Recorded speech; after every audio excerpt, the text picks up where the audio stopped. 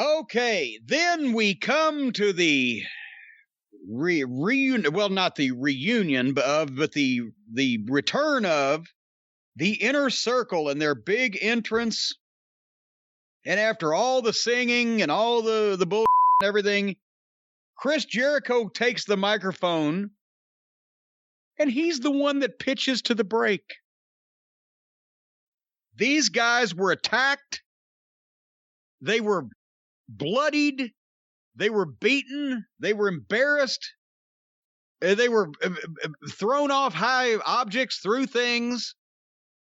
And they come back, and after last week beating the bejesus out of the people that did it and really getting even and destroying the whole program before it ever got started, because now they got their revenge, including giving MJF a swirly in the toilet. Now when we hear him speak, the first words out of Chris Jericho's mouth, the leader of this group that was so savagely attacked and turned upon and stabbed in the back, we're going to tell you what we've got to say. Right after this break, they had Jericho pitch to the break.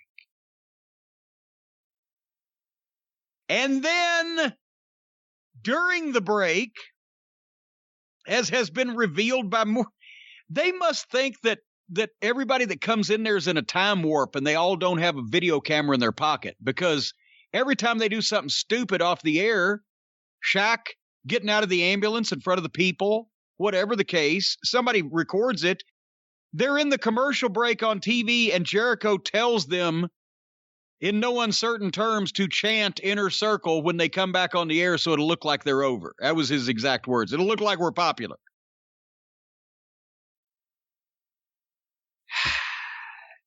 And the only thing worse than the heel begging for fucking crowd reaction is the babyface begging for crowd reaction.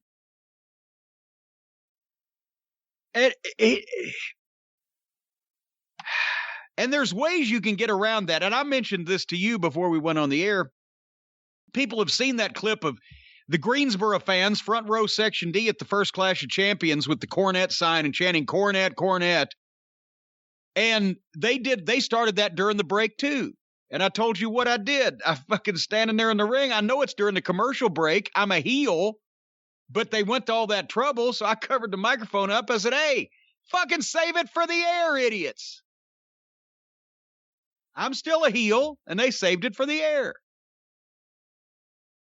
In this case, the babyface said, hey, just make it sound like we're over. Instead of saying, it's been so great it's so great to be back and hear you guys again. He can time it. They're supposed to be getting cues if it's a professional television production when they're going to go back on the air. I love hearing you people chanting for us. Right about 5 seconds before they go back on the air. Then he's being a babyface and he's fucking acknowledging the people, but he's not just saying, hey, work with us here. Chant for us on television. Make us look popular. Anyway. MJF is now my jerk-off friend because Jericho said it about a dozen times. I had mixed feelings about the promo because at first the preposterous backstory about the whole reason that they were together with MJF and they wanted to suck MJF's life force or something. When he had to explain why these groups were formed and why that they tolerated MJF and trying to act like the whole thing really happened, that was rotten. That was rotten, because that was Tony Khan's backstory that they concocted, or whatever. It was a rotten backstory. But it got good when he just started in on MJF and started cutting a fucking a promo by a heel that's just turned babyface on another heel. After having to listen to the children in the previous segment, this was a great promo. As I said, a little pandery babyface, but Chris is a good talker and he delivered it well. Good stuff. However, then, remember we've always said in wrestling, sometimes you got a match that needs a stadium, sometimes you got a stadium that needs a match. Well, they've been dying to do this fucking War Games match that they got fucked out of with the pandemic. And come hell or high water, whether it fits or not, or whether it's time for it or not, or whether they can make a penny off it or not, they're going to have that goddamn match. The very first match announced between any of the members of this faction rivalry is now the ultimate blow-off match, Blood and Guts, their version of War Games, in a cage, 5 against 5, on free television in 4 weeks, May the 5th. The first match.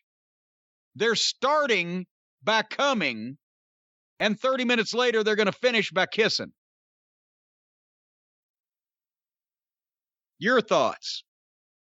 At times, I thought the promo was good. At other times, way too, what'd you put it, pandering babyface. Pandery? I mean, basically begging people to chant what he wants them to chant, which comes across as obvious. But my jerk-off friend, it was humorous the first time, and then he kept doing it over and over and over. It's like shit and son of a bitch. When you tell them that they can say that, then everybody's going to say it as many times as you'll let them. We'll talk about what they did later in the show, later in this show. But so far, after months of silly build-up and silly segments, MJF joining Inner Circle, within, I don't know, a couple months of that, he apparently tried to steal the Inner Circle, but it was a swerve. He had been putting together his own faction at the same time, and at some point he paid off the lighting guy, who shut off all the lights in that outdoor arena to get his faction into the ring.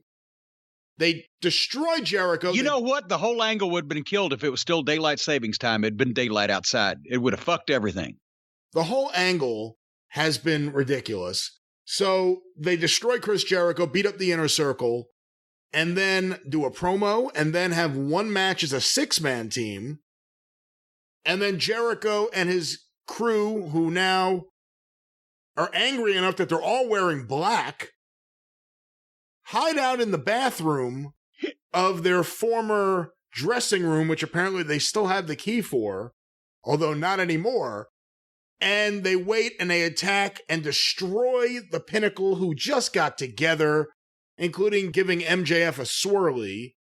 And then here they do an interview. I thought Jericho ran down all of them too much, quite frankly. Well, because there was a lot of truth to it. But it's also going to a War Games match, not even on the pay-per-view. On free TV, they're doing this War Games match. They're going to do another pay-per-view in 3 months. They couldn't figure out 90 days with 10 guys of how to keep it interesting. They couldn't figure out 3 weeks of keeping them apart. They couldn't figure out how to keep this thing going without Jericho and his crew, who are clearly the babyfaces here, getting their revenge. They got their revenge. Now they want more. This is so poorly done. Anyone who says Tony Khan's a good booker, anyone who says Chris Jericho has good ideas, you are a fucking idiot. This is so poorly done. And besides that, well, they'll find out when the babyface gets even and then wants more and gets more, then the people start getting sympathetic toward the fucking heel. And then you're completely fucking everything up. But anyway, they'll figure that out.